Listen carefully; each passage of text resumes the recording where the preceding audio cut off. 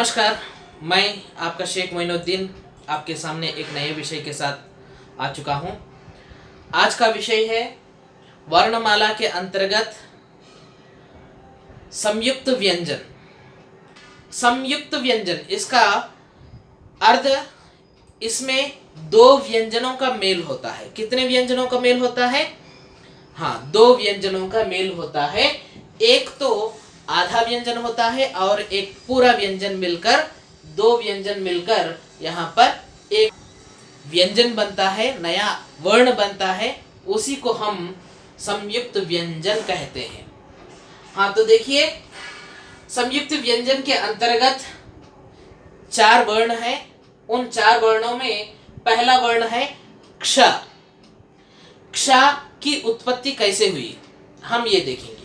क्ष की उत्पत्ति में क है।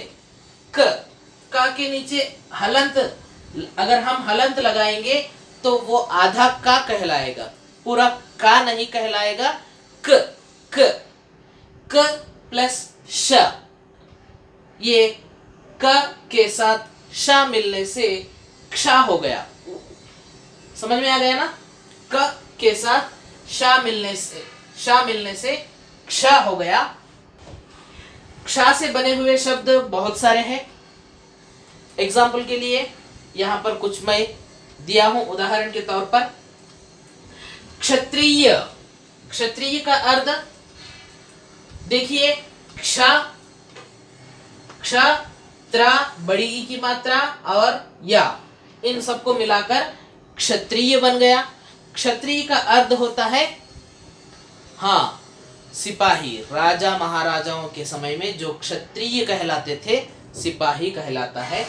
और कक्षा, क यहाँ पर पूरा का है और क्ष पूरा है और आ की मात्रा लगाई गई है। कक्षा, कक्षा का अर्थ क्या होता है? क्लास। हाँ, क्लास। और शिक्षा, शिक्षा का अर्थ, हाँ, शिक्षा का अर्थ यहाँ पर पनिशमेंट नहीं, शिक्षा का अर्थ एजुकेशन, पढ़ाई, शिक्षा। और क्षण, क्षण का अर्थ क्या होता है?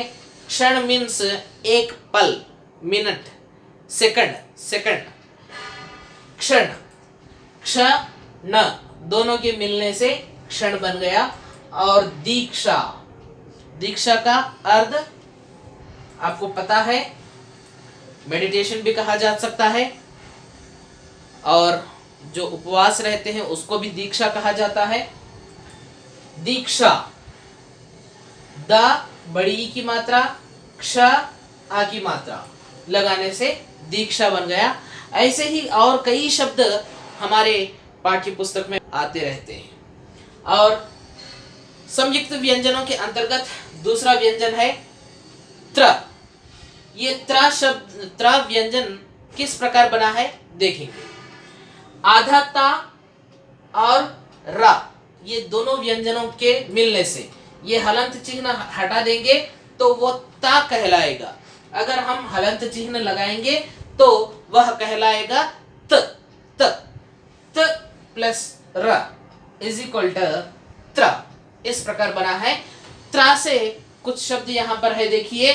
पत्र, हम जो पत्र लिखते हैं ना, माताजी को पत्र, पिताजी को पत्र, आपके एग्जाम्स में भी पूछा जाता है। और पुत्र, पा ऊ की मात्रा और त्र, पुत्र, पुत्र का अर्थ, हाँ, बेटा। नेत्र, नेत्र का अर्थ नयन, आंख।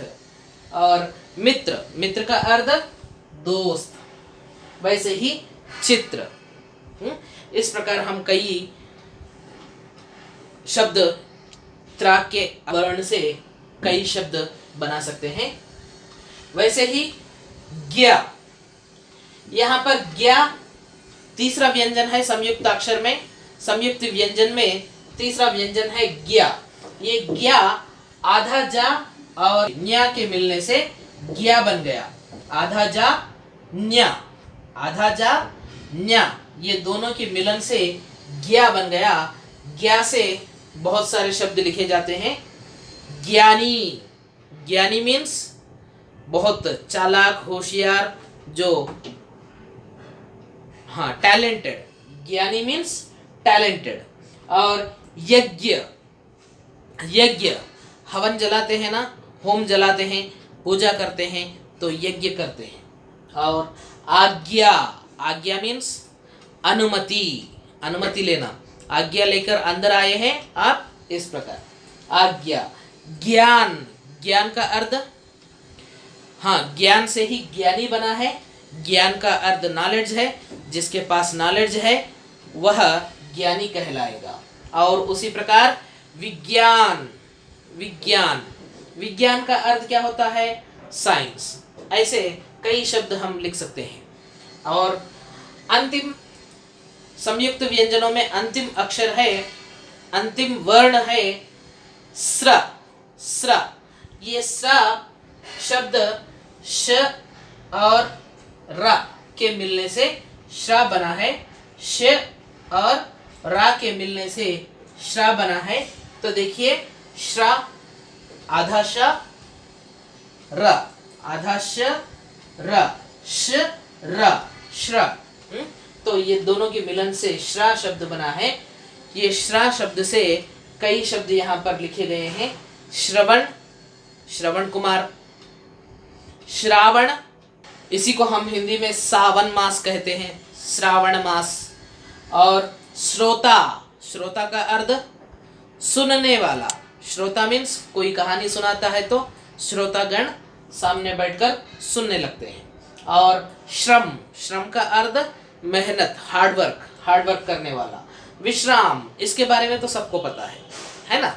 हाँ विश्राम, ये विश्राम, हाँ जब इंसान मेहनत करके थक जाता है तो कुछ देर के लिए आराम करता है, उसी को हम विश्राम कहते हैं।